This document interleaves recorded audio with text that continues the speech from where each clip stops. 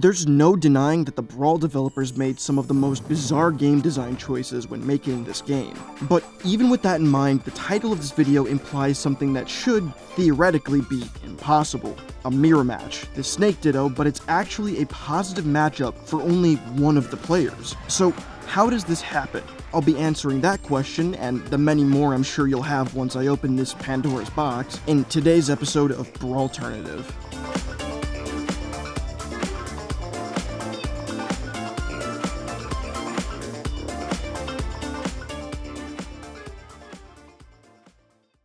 Now, first and foremost, I have to introduce a concept that was more or less scrapped in every Smash entry after Brawl: port priority. If you follow the scene closely, this is probably a term you've heard before. The Smash Wiki defines port priority as a set of rules that determine the outcome of certain situations between characters during matches. Effectively, this means that, depending on which port your controller is physically plugged into, doing the same thing twice might not garner the same result. Melee has port priority as well. Melee is even in your Brawl movie.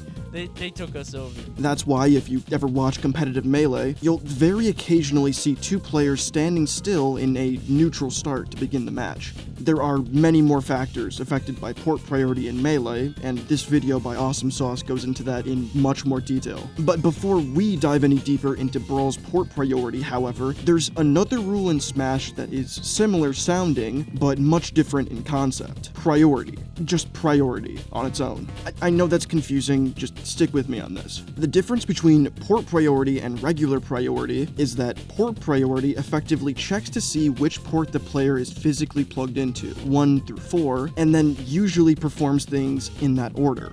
For instance, imagine player 1 and player 2 are using the same character. They use the same move at the same time. If the entire game was developed with port priority as its base, then the game would check for player 1's attack first, likely causing them to win every single equal exchange that would theoretically happen. But this doesn't happen, because the game instead uses regular priority to decide this outcome, and most outcomes in the game. In an actual match, instead of player 1 always coming out on top, the characters would most likely clank, or cancel each other out, since it's the same move used at the same time between the same characters. It makes logical sense that there wouldn't be a winner in that, and the dev team acknowledges this. Priority determines that strong moves usually trump weak ones, that aerials can clank with projectiles but not with grounded attacks. Obviously, this is an oversimplified explanation of priority, and it can get much more complex beyond the ground level, but all things considered, priority is a pretty fair system. Except they didn't define a priority for everything, and for some things they didn't apply priority to, they decided to let port priority determine the outcome instead, which was a massive mistake.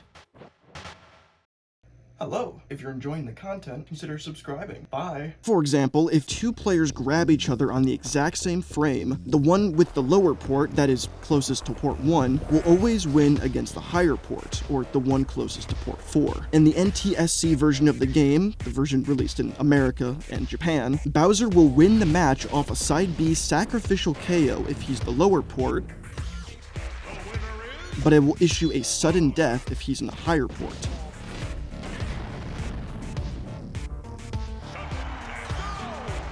If two players are using a character with a transformation, like Zelda or Pokemon Trainer, the lower port will always finish their transformation first, since the game loads the characters in port order. And if two characters try to pick up an item on the same exact frame, the lower port will always pick it up first. You're probably thinking, yeah, SKUNCH, that does not explain why the Snake matchup is uneven. And you'd be right, there is one more thing that port priority affects, or rather, an exploitation that makes it possible. Something exclusive to Brawl called faux super armor. Now, normally faux super armor would be an abysmal factor in-game. If you grab an opponent and then a third player comes in and hits both the person you're grabbing and you at the same time, the player in the lower port gets hit by the attack and experiences the attack's knockback, while the higher port player gets put into their grab release animation instead. They still take the full damage from the attack, but in this instance, breaking the grab takes priority over knockback for the higher port, so they get sent nowhere. This is why you'd frequently see people rock, paper, scissors for ports in Brawl doubles.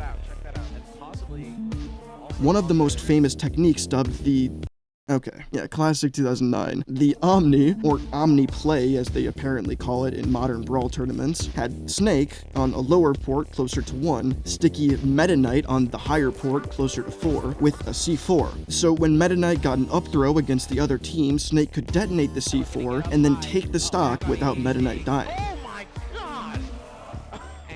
Otherwise, doing so would result in the opposite. Meta Knight loses the stock while the other team survives.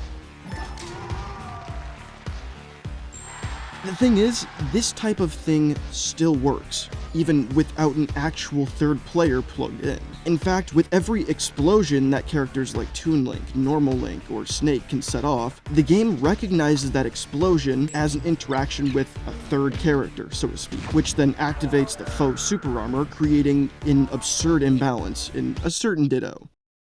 The Ditto obviously being two snakes.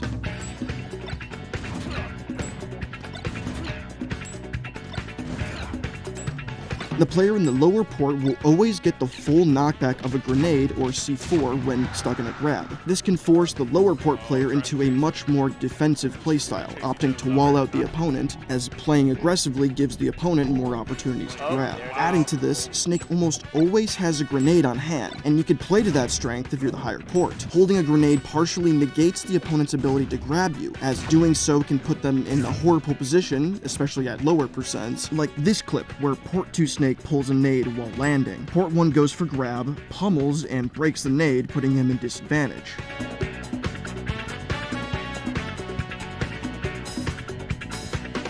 Now, that's 67% from one nade. At high percents, nade can outright KO, which is a legitimate strategy with a character that has defensive options like Snake does.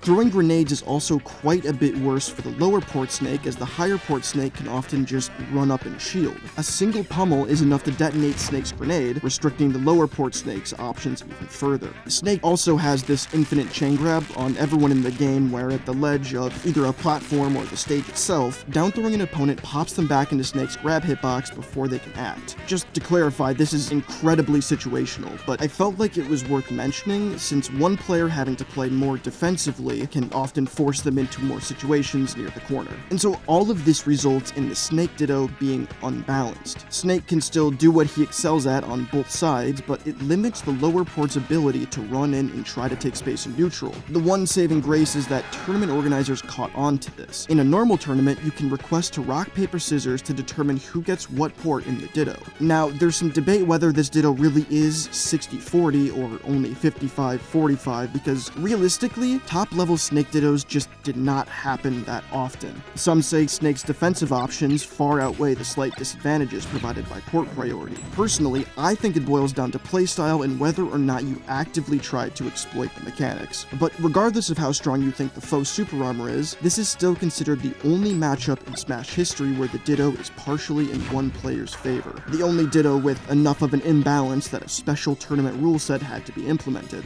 Sure, port priority applies to Link's bombs and probably a lot more in a match with, say, items turned on, but in the end, nothing in competitive Smash history can quite be compared to Brawl's uneven Snake Ditto.